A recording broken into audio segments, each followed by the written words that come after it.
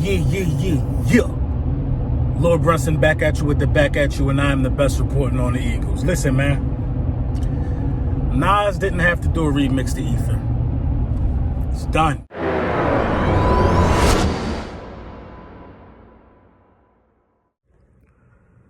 What up, LB? What up, Eagles Nation? This is your boy, Moochie Robinson. You see who I'm rocking with. You see who I'm married to, you know what I'm saying, since 96. You can only have one team. One team. That's why they had the NFL draft, so you can elevate your team. Moving along, yo. So this is you know I've been really thinking about, and I saw this on Bleacher Report too. I know some of you guys might have seen it.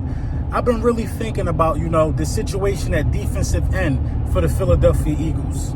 I've been really thinking about it. And Bleacher Report asked a real valid question. Did the Philadelphia Eagles do enough at defensive end? Did they do enough? Yeah, they grabbed Casey Toohill in the draft. Yeah, we picked up Barnett's fifth-year option. And we know Brandon Graham I think Brandon Graham is an elite defensive end in the National Football League. He does more than rush the quarterback. Brandon Graham got great instincts. Should have been a Pro Bowler last year. You know what I mean? I'm going to keep sticking with that one. But Derek Barnett, man, I feel like if Derek Barnett doesn't show us something, he could be gone. He could be gone. I mean, this is a contract year for Derek Barnett.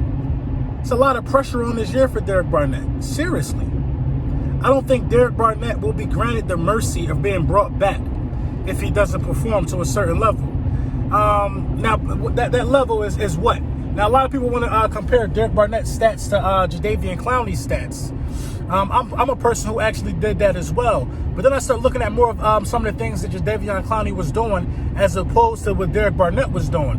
Jadeveon Clowney was really, really good and, disengaging from offensive tackles and pushing out to the flats.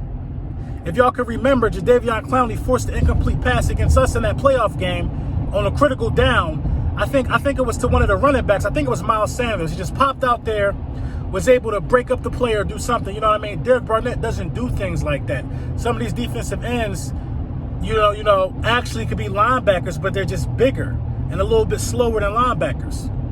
You know what I mean? But they're faster than offensive tackles. Some of these guys were linebackers before, and they transitioned to defensive end. And Jadeveon Clowney brings that type of skill set. Now, the Philadelphia Eagles are adamant about not breaking the bank on a guy like Jadeveon Clowney because he wants a lot of money. You know what I mean? And you actually could find somebody in the draft with the same motor, possibly. But I think that if you want to take this team to the next level, you need to have an elite pass rusher.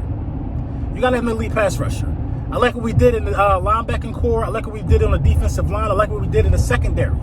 But you need an edge rusher, man. You need an edge rusher, and I think you need one veteran linebacker. And I think you're looking at a top 10 defense. Oh, shout out Shawnice real quick, man. Been one of the bullies for a minute, man. Make sure you hit her up on Twitter, man. She gave me this information, man, and it's real interesting, man. Since 2002, this is the NFC East versus the NFC South. Period. Eagles have beaten the Panthers more. Eagles have beaten the Saints more. Eagles have beaten the Falcons more. Eagles have beaten the Bucks more. Redskins beat the Panthers more. Redskins beat the Saints more. Redskins beat the Falcons more. Redskins beat the Bucks more. Cowboys beat the Panthers more. Cowboys beat the Saints more. Cowboys beat the Falcons more, and the Bucks more. The only team that slipped up was the G-Men. The Panthers got them more. The G-Men beat the Saints more. The Falcons got one up over the G-Men, and the G-Men has been, beating the Bucks. Listen, man, historically, why would anybody in their right mind want to not proudly represent the NFC East? I don't understand it. Only division in football where everybody got a ring. I mean, come on, bruh. We own the NFC South. We own them. They could talk about this little recent stuff now that they've been doing, and they still ain't catch up. They could talk about the recent success that they've had against the Eagles, the Saints, whoever want to talk about it. They still have not caught up. Oh, we beat y'all the last 2 times. Well, historically, since you've been in existence, since the NFC South has been in existence, you know what I mean? You guys ain't been better than us, man. This is facts right here. Facts. You know what I mean? We could stop sugarcoating stuff. We could stop speculating stuff. This is facts. This is the proof in the pudding right here.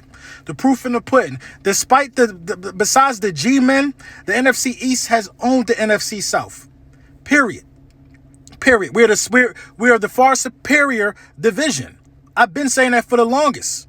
They got the teams with rings. They got 2 teams without rings, I think. Come on, bruh. 2 teams without rings. Everybody in their division went to the bowl. They all had a chance to be us. They had a chance to be us, but they couldn't be us. They failed trying to be us. You know what I'm saying? If it wasn't for the Saints little gift that they got, and it wasn't for the fluke that the Tampa Bay Buccaneers got, the flash in the pan, you know what I'm saying? They would be peasants, complete peasantry.